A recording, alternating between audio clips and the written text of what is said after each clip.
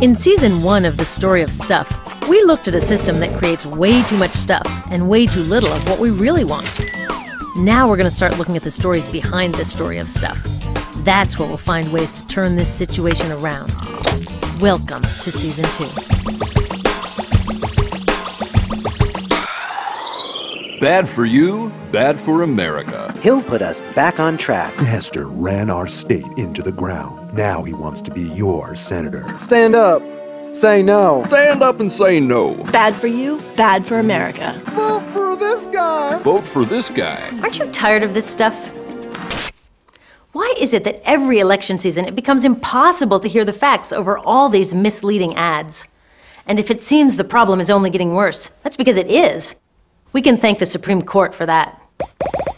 In 2010, they decided that it would be just fine for corporations to spend as much money as they want telling us who to vote for. Wait, why are corporations telling us who to vote for? Let's get something straight. This is a democracy, rule by the people. I'm a person, you're a person, and Chevron, not a person. So shouldn't elections be all about what people want? Good jobs, safe products, health care, responsible government, clean air and water. It turns out the vast majority of Americans want to see a lot more done on all of these things. But what people want is going to take a back seat as long as corporations can spend millions getting lawmakers elected. Oil companies have gotten politicians to block laws protecting our climate. Manufacturers have pushed through trade agreements that gut product safety and help ship jobs overseas. Insurance companies have been the first ones consulted on health reform, and giant corporations have gotten bailouts and subsidies. Maybe that's why all kinds of people, Republicans, Democrats, independents, are totally frustrated with our government. It's the government. It's easy to get angry, but it's time we got smart and realized that the heart of our problem is not that we have bad lawmakers. We have a democracy in crisis. 85% of Americans feel that corporations have too much power in our democracy and people have too little. 85%. Hey, that's a majority. So let's get together and take our democracy back from the corporations. It's the first and most important step in making real progress on all the issues that people care most about. So how did we, the people, lose control of our democracy to begin with? Let's go back a few centuries. Back then, there were just people. Some of them owned businesses, some of them worked for businesses. Still, there were just people. Then people invented something entirely new, the corporation. These legal entities exist independently of the people who own them. If a corporation does something that gets it into trouble, the owners can say, "Don't blame me, blame the corporation. I'm just a shareholder." When the United States came into existence, corporations were easier to keep in check. Back then, the government would grant them charters for a specific short-term project, like building a bridge or a railroad. Once they fulfilled their purpose, they were disbanded. But over time, the law changed, and corporations no longer had to be turned off once their project was complete. They began to live on indefinitely, with a much more general purpose: profit. And that's how the modern corporation was born. Today's corporations have evolved to have something very dangerous in their programming. Unlike people who are driven by all kinds of motivations, doing the right thing, love for family, their country, the planet, publicly traded corporations are now required by law and the markets to pursue one single motivation above all others: maximize value for shareholders. Make as much money as possible. That's it. No, really, that's what the law and the markets demand. Imagine a friend saying, "The only thing I care about is money." It's not someone you'd want to leave your kids with, or your democracy for that matter. Yes, it is people who run these corporations, but their human motivations come second. If they prioritize anything at all over maximizing profits, they're out of there. Can corporate leaders do good things like give to charity or try to be more green? Sure, but not if it conflicts with maximum profits. And since their humble beginnings, corporations have grown huge.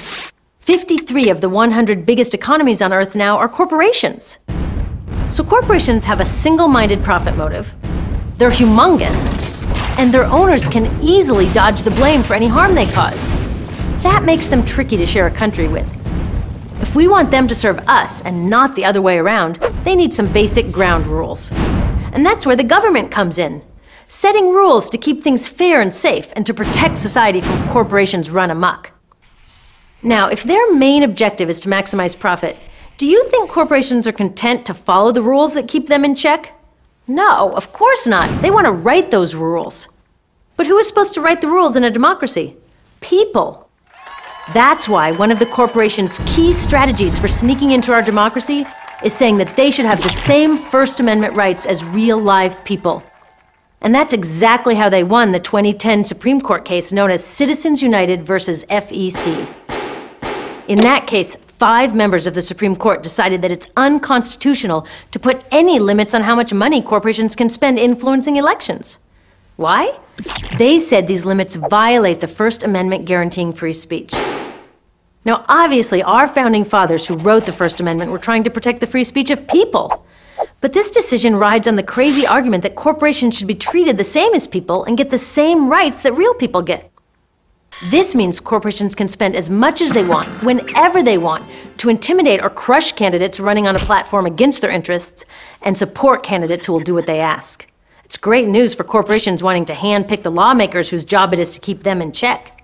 Now, I am all for free speech. If every shareholder and employee at Exxon wants to personally support some oil lobbyist running for Senate, that's their right. There are millions more people who will support a different candidate. That's democracy in action. But now, Exxon or any other corporation can decide to spend unlimited dollars from its huge corporate coffers to influence an election without even consulting its shareholders. This is a big deal. If the top 100 corporations decided to throw in just 1% of their profits, they could outspend every candidate for president, House, and Senate combined. Good luck having your free speech heard over that. So did opening the floodgates on this money actually cause a flood? Sure did. In 2010, the kind of independent groups that corporations are now allowed to support spent $300 million. That's more than every midterm election since 1990 combined. So corporations are drowning out our voices, getting what they want, and our democracy is in trouble. But we can totally save it. People are so outraged by the Supreme Court decision that a massive response is mobilizing. Such a huge problem requires a huge solution, and we've got one. A new constitutional amendment. The amendment is smart and clear. It reverses this disaster to our democracy by clarifying that the First Amendment isn't meant for for-profit corporations. I get that amending the Constitution is a big, ambitious goal, but it's not impossible. Every time huge positive change has been made in this country, it's because people dreamed big, aimed high, and set ambitious goals. It's time to do that now, because the life of our democracy is on the line. Public financing of campaigns would be another huge step forward. Congress is working on a bill right now that would make it possible for candidates to get elected without corporate dollars. Remember, 85% of Americans think that corporations have too much influence in our democracy. That's enough to make change if we can turn that sentiment into action. Look, the corporations won't get out of our democracy until we, the people, get back in.